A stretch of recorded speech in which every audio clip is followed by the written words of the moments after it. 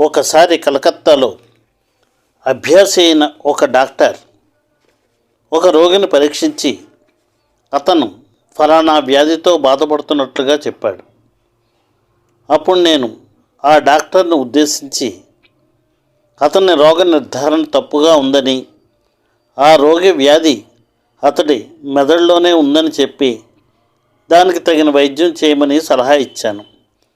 ఆ విధంగా ఆచరించడం మూలంగా ఆ రోగి బాగుపడ్డాడు అన్నారు. అప్పుడు డాక్టర్ షా తనకు కూడా ఈ విద్య బోధించమని అర్థించారు.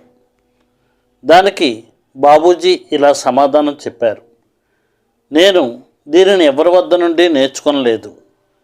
నేను లాలాజీ మహారాజు యొక్క బానిసను మాత్రమే.